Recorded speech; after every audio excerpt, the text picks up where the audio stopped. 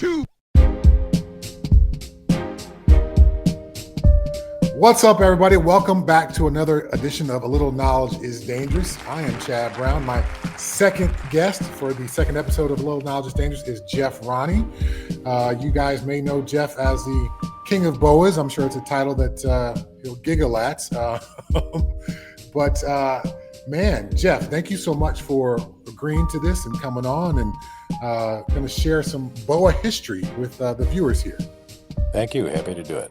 Jeff has, I suppose, the distinction of being my first big dollar reptile purchase. I bought 1.2 albino boas from Jeff, 1984, 85. Am I correct? 94. 94. Pardon, 94. Yes, that's my 94, fault. 95. 94, 95. Okay, and you just let me know while we were kind of preparing for this, I was your first big money purchase? Big money sale. Wow. Yeah, the albino boas were my first high dollar animals that I produced, and you were the first person that got any from me. So wow, it was exciting. It was quite a thing to have happen, because at that time, that was the only animal that I had that had the potential of being worth that kind of money. I think it was $5,000 at that time, I believe. That sounds about right. Here's a crazy part. I ended up accidentally killing one of the females with maybe the dumbest keeper error of my entire reptile keeping career. I had a contact at the University of Colorado who would get these Siberian hamsters, as they were part of a genetic study that they were doing on campus. And he gave me maybe 50 of them. And I didn't have a large collection at that time. And if you left the Siberian hamsters together in a bin, by the time you got back in the morning, there'd be one alive and all of them would be dead. So I was going around and feeding all my snakes. And I thought, oh, that female, she can do one more. And then I walked around the collection and did another round of feeding with everybody. And I thought, oh, that female can do one more. And I think it was that third or fourth Siberian hamster that was just too much for her. I came back in the morning. She had regurged. She died. It was a terrible way to take care of your $5,000 investment. And a beautiful animal, an amazingly dumb mistake on my part. So there's the story of my first big money purchase, your first big money sale, and my first big money keeper mistake, all in one little nugget there. So you obviously work with the boas. Give me your start, and why did you choose to go with the boas? Well, let's see. I knew that there were a lot of different types of boas. I mean, if you were a Burmese python guy, you could get a Burmese python, and you'd arrived. That's it. If you were a retic guy, back then, there was only one kind of retic, and it was nasty. But boas, there were a lot of different kinds of boas, and at the time that I got my first boas, I didn't know anybody else that bred boas. I didn't know anybody else that even owned a boa. It was pre-internet, of course, and pre-Reptiles magazine, in fact.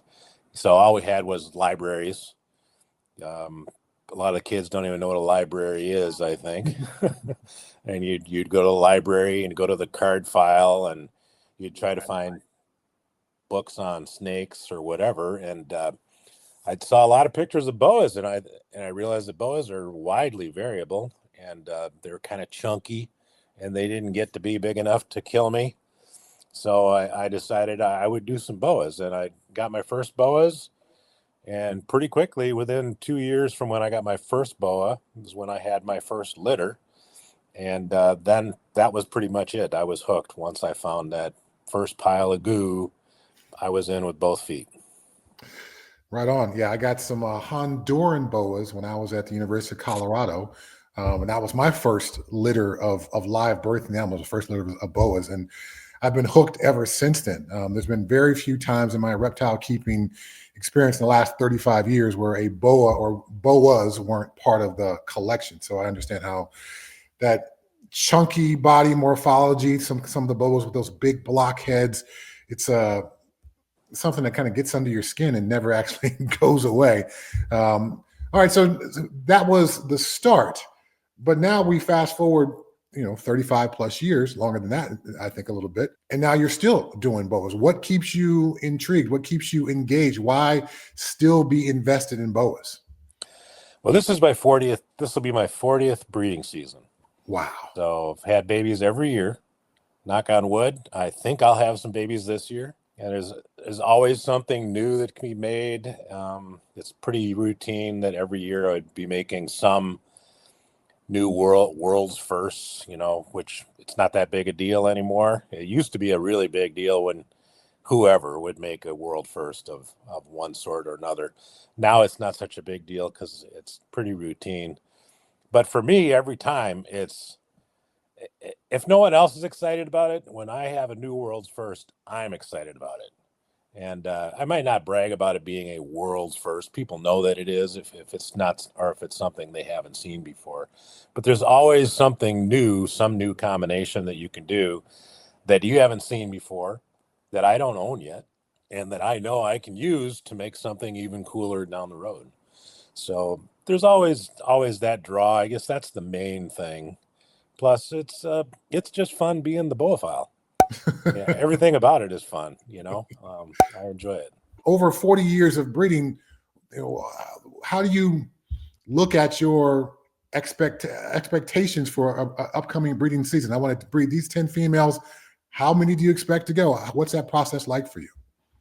I think that's a pretty realistic number. I was never spoiled by breeding ball pythons and nailing almost everyone I tried, or colubrids and producing clutch after clutch after clutch. It was always boas for me, so it was never going to be 100%. Now, I've had years where I probably had 80% of the females that I tried to breed would ovulate, but typical, I would say, is about 70% of what I try to breed will ovulate, and about 50% of what I try to breed will produce a viable litter. That's a realistic expectation if you're really paying attention, you're on top of it. You stay after the water. You only try to breed animals that are healthy. That's a realistic expectation. There are people, you often see a young guy, he says, well, I tried to breed 5 females, I got 5 litters. Well, I've had years where I tried to breed 5 females and I've gotten 5 litters, but this year I'm trying to breed about 80 females. I know I'm not getting 80 litters. There's no way I'm getting 80 litters. So when you're trying to breed a lot of females, then you find out how good you really are.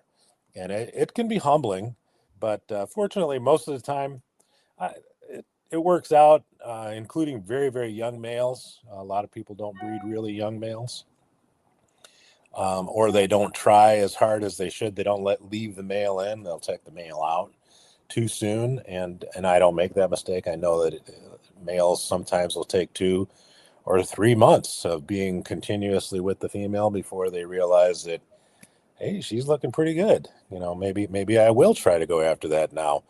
And sometimes they're successful, sometimes they're not. So 50% that's a pretty standard number for me too.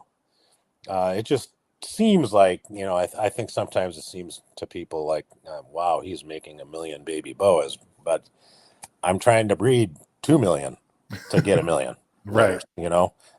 Not literally, but yeah.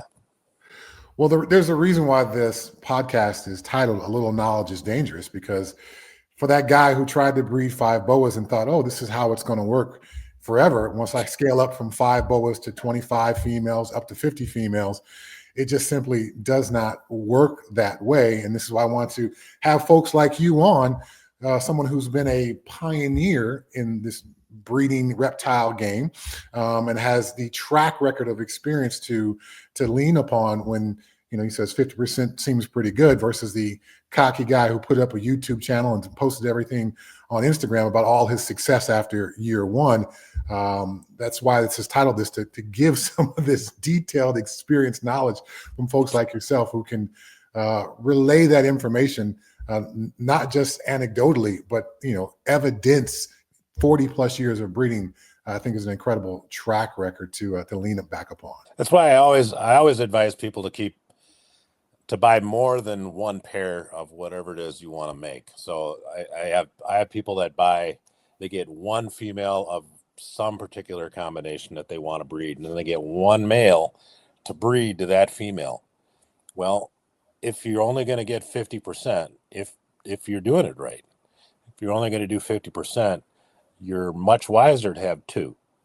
So rather than having 10 pairings of 10 different combinations that you're going to try, you'd be a lot smarter to pick the 5 pair that you really want and get 10 pair, 2 pair of each, and go after it that way. Then you're much more likely to be successful with what it is that you really want to have. So that's my general philosophy. I always have extra males. I am not very good at getting rid of older males that I probably am not going to use, because invariably I need them. Something will come up, and a female that's a really important female to breed, the male that I want to breed to that female, he's not having any of it. He's not interested. But I've got this other male that maybe I haven't even tried to breed for a couple of years. Well, he would make some really good babies with that female. Maybe not the best of what I hope to make, but something that'll still be cutting edge and still be really cool. So the extra animals are always good to have. I keep probably about 1.2, 1.3 males for every female. The boa breeding video that you and Tracy Barker did, the insights that were gained from that for me to begin to understand the reproductive process for the female boa, and even down to the day count of post-ovulation shed and when she's going to have her litter, and all that information was super informative, something that I took and really applied. Not everything was apples to apples, but applied to every species that I tried to breed after that, taking that set of knowledge. How long did it take you to get that? And, what was that process like, beginning to decipher and crack the code there? Well, I've always been a guy that likes to figure things out. So with boas, there was no traditional way to do it. The only way that there was to do it in the early days was to breed them like you bred colubrids, or breed them like you bred Burmese pythons. It was easier to do it the way I ultimately ended up doing it. And I just thought, if you keep the animals happy and well fed and watered, you're more likely to be successful. So by happy, what does that mean? Well, they're ectotherms, so they need to thermal regulate. So if I could set up a cage where they seem to be content, and that occasionally they'd be moving toward the heat, sometimes they'd be moving away from the heat, that told me that they were thermal regulating, and I probably had the temperatures about right. Initially, I set up a cage with an area that was warmer and an area that wasn't as warm. And that was, I don't know, dumb luck maybe, but it worked out. And I had my first litter in 1986 with a cage that was 4 foot by 4 foot, huge cage with an open top for the female and a light bulb literally underneath the cage, which was in retrospect very dangerous, attached to a piece of plywood that was covered with tinfoil that I thought was going to make it safe, which in retrospect wasn't. But because when I went to move and I found that plywood was charred, I mean, it was black like it had been in a fire, even though it hadn't, I realized that was probably a mistake. So I didn't do it that way anymore and figured out a new way to heat. But I just started making notes. I went to a herp meeting in Minnesota, met a guy named Jim Gerholt, who knows more about reptiles than I'll ever know. He's kind of like the Dick Bartlett of Minnesota. Worked at the Minnesota Zoo, worked for me for a number of years. So he told me, you ought to start keeping records. And I hadn't been keeping any records. So I bought a notebook. I started writing down shed dates. I wrote down what I fed. And I did that for a number of years. And it was about, 6 years or so, or maybe 7 years into breeding. So it was about 92, 93. I sat down with that notebook and I thought, well, I'm going to see if I can figure out when the best time is to put males in with females. So I just started looking at the numbers. looked at the shed dates relative to what I thought was an ovulation and relative to when they gave birth. And I never did figure out. Now I know when the best time is to put them together, but at that time I had no clue.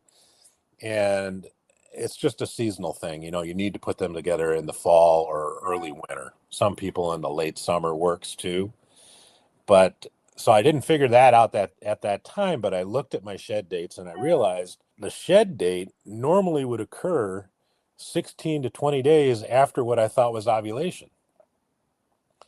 And I found the first one that did that. You know, I'm writing it down. And then I look at the next one, and I'd only had maybe 20 litters at the time total. And I found the next one was 18 days. And I checked another one, and it was 17 days. Well, I'm sensing a pattern here. And I realized that all of them, not all of them, there were a couple that didn't have a post-ovulation shed. But most of them, if they had it, it was between 16 and 20 days. I thought I had figured something out. So I just wrote it down. And I was good at watching the animals. I could kind of see when they were swelling up. I could remember from day to day what they looked like. I noticed if they took what I call a big drink of water, because obviously if you're developing egg follicles, that's volume. And you can't just rob all that moisture from your own body. You've got to take in some extra moisture to develop those egg follicles. And it's a substantial amount of a female's overall body weight when she gives birth to, maybe a gallon of goo. That's a lot of liquid. That liquid has to come from somewhere. So I just kind of stumbled onto it. And then here's the interesting thing. I don't think I've ever put this in a video. So I had it all written up, and I sent it to a friend of mine in Florida. His name is Carl May. And he read it. He said, "You got to do something with this." I think he called me Spaz. You got to do something with this, Spaz. He called me that all the time. But he was a friend of Dick Bartlett. So if you look at Dick Bartlett's books, every once in a while he talks about Carl May, who lived near him. Dick Bartlett is like reptile royalty. Been doing it longer than the Barkers. Been doing it longer than the Barkers have been alive, really. He's got a radiated tortoise that I believe is about 75 years old. Wow. That's how long he's owned it, which is astonishing. And he gave it to Dick Bartlett. Dick Bartlett read it, and Dick Bartlett called me and said, "You've got to send this to Reptiles magazine." And I said, "Oh, I don't know." And he said, "I'm going to send it in to Reptiles," because he was already writing for Reptiles magazine. So he sent it to Reptiles magazine, and then before you know it, Phil Samuelson is calling me from Reptiles magazine. He was the editor. He said, "We want to publish this. We need pictures to go along with this." And the rest is history. So, but nobody knew of me yet until that magazine article came out. When the article came out, people thought I just made it up because it couldn't be that you knew the length of the gestation period, because the gestation period we all knew was 4 to 8 months or something crazy, which it isn't. But so I basically just kind of stumbled onto it by keeping records on the advice of Jim Gerholt, and then looking at it with a critical eye, trying to figure out what can I learn from doing this. And we've learned a lot more since then, but that's basically how it started. That got me tuned into the importance of the hormonal changes that a shed process for a female reveals to you as the keeper. Right. And so be able to apply that to colubrids and weird, funky Asian rat snakes I was working with, and then ball pythons, because everyone at the time was very seasonal. Then I realized, yes, there's a seasonality that's going to happen. I've got no control of that. I'm living in Colorado, so it's natural my warehouse is going to be colder and warmer certain times of the year. But I've got to look to that female. She's going to tell me when she's ready. And so after applying the principles of what you were doing to my other species, from that point on, there was not a month where I did not have a male and female breeding. There was not a month where I did not have a female ovulating. There was not a month where I did not have a female laying eggs. And there was not a month where I did not have eggs hatching in my incubator. So your knowledge turned me from a guy who was just at the whim of the seasons into, oh, well, this female, she's maybe 3 months behind everybody else, but she's ready to go now. And so then I could chase that female and get her to go off season, so to speak.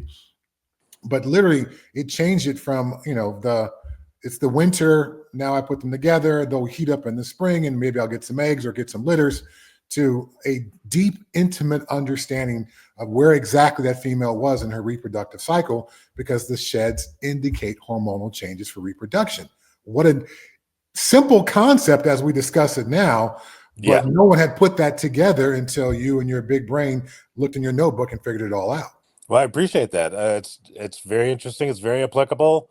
It works for rainbow boas and Dumeril's boas, both of which they thought had these, ridiculously long gestation periods.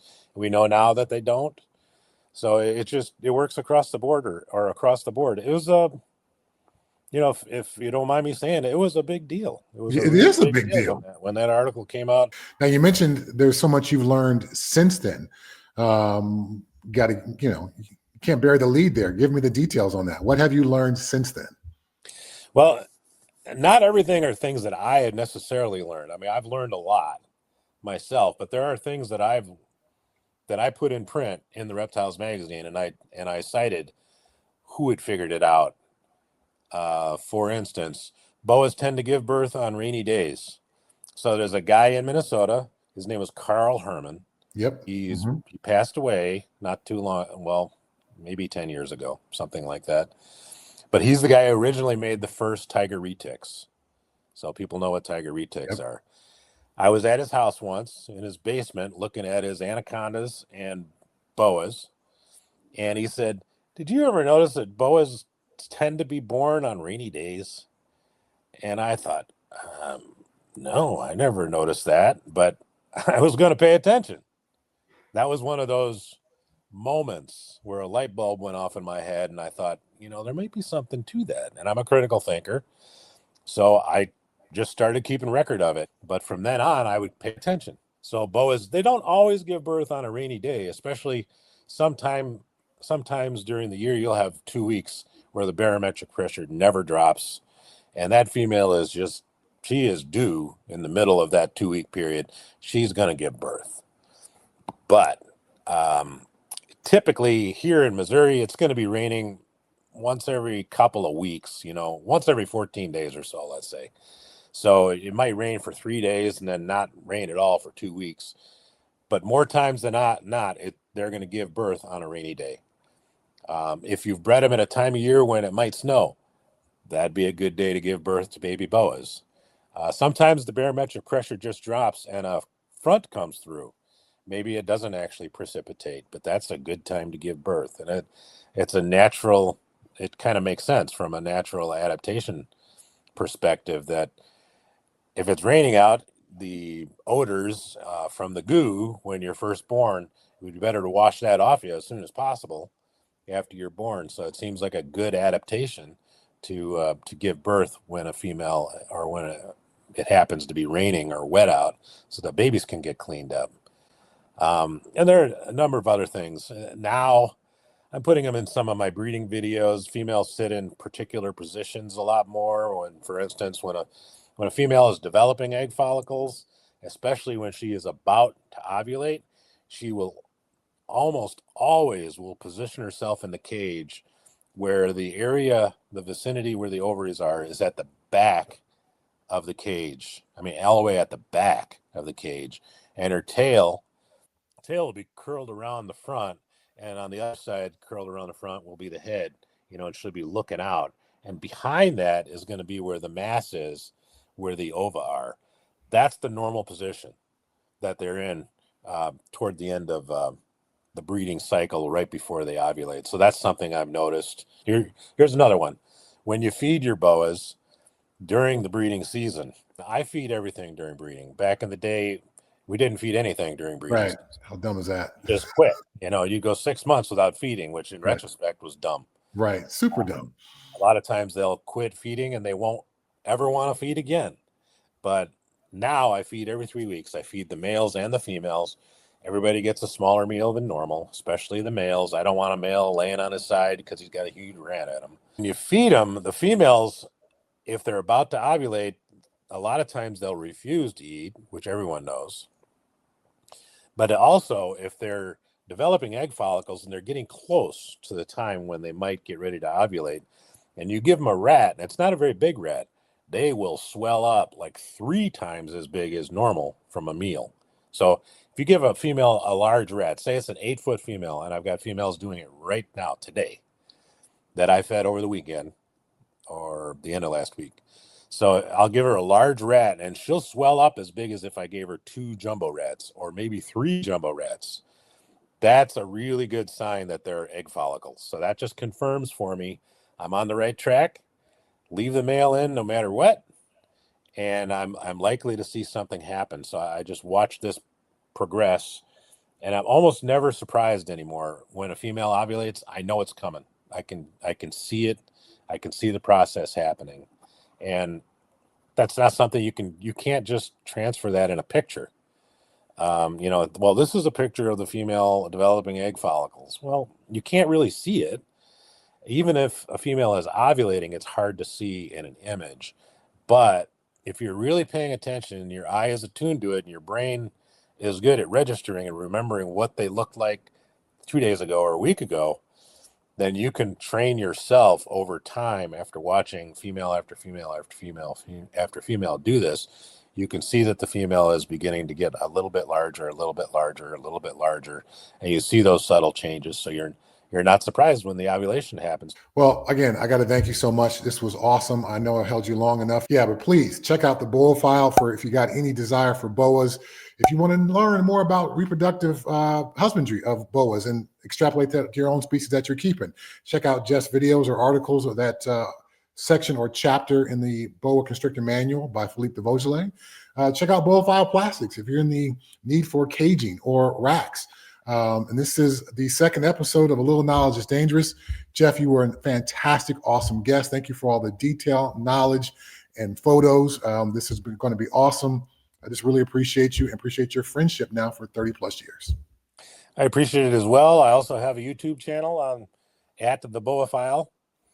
And I have a question for you before you let me go. Yes. When did you start Ship Your Reptiles? What year was that? We started Ship Your Reptiles in 2010. 2010. It feels like longer ago than that to me. Wow. Yeah, 2010. So 15 we started years. Yeah, we started 1 year before we had the fire. We had the fire in late 2011 that unfortunately, 98% of our animal collection passed away in that fire. So 2010, 15 years now. Initially started with UPS, moved over to FedEx, and now offer both UPS and FedEx. So it's funny how the sands of time kind of shift things around. So one thing I thought about that I want to mention is I'm a critical thinker. So I think about, what's going on here? What has really helped the reptile community? And I don't think you get as much credit for this as you should. But I think that other than, when Gary Bagnall began supporting USARK, $100,000, that was monumental. That was huge money none of us had. And that really enabled USARK to succeed. And we probably wouldn't be doing what we're doing if it hadn't been for USARK, where I'm also a board member, have been since the outset of it. I was at the very first Platinum member, gladly, of course. Yes. From the very beginning, when we had our first meeting in Chicago, when Brian Potter and Bob Ashley called everybody together, we talked about it. And then we started USARK. So from the very beginning, I'm a very big USARK supporter. But the next, or maybe an equal important thing that's happened to the reptile world, was you establishing Ship Your Reptiles. That enabled every little guy, no matter who he was, to ship a reptile all the way across the country to anybody else. Before that, shipping on the airlines was really difficult. Before 9/11, it was relatively easy to ship through the airlines. People didn't like to do it. It was kind of a pain in the neck. People felt intimidated by it. But all you had to do was go to air cargo and pay them, I think it was $59, and they would Delta Dash anywhere to another airport in the United States. Well, that's not very convenient. A lot of people don't know where the cargo is, and they didn't want to go to the airport to pick up, a $100 snake. But when you establish Ship Your Reptiles, anybody and everybody could buy animals from whoever they wanted all across the country, have it picked up or drop it off at their hub, which there are hubs all over the country. And now anybody can ship their reptiles through you.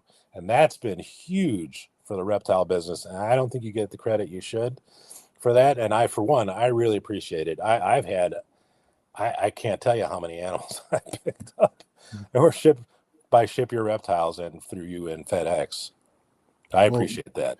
Well, thank you for the kind words. I wasn't expecting the exchange of kind words there at the end, but I will take that. And that was really the point of this, is to make the commerce of reptiles, because you breed them, you can sell them maybe locally in your community. You put an ad in the local paper. Maybe there's a local reptile show, a few reptile stores that you sell your animals to. But at some point, if you're going to get deeply involved in this hobby and make a small business of it, your distribution of your animals has got to expand. And that's what one of the goals for Ship Your Reptiles was: how do we make this safe for the animals, affordable, and fairly easy to navigate? And so we've been able to do that. And yes, I think the commerce of reptiles has, essentially picked up exponentially because of that distribution model that Ship Your Reptiles was able to provide. So thank you for that. Absolutely. Yes. Absolutely. Well, this was fantastic, Jeff. Thanks again, my friend. And I'll be seeing you in a couple of months in Tinley Park. I'll be there. Take it easy, buddy. Bye-bye. Good one.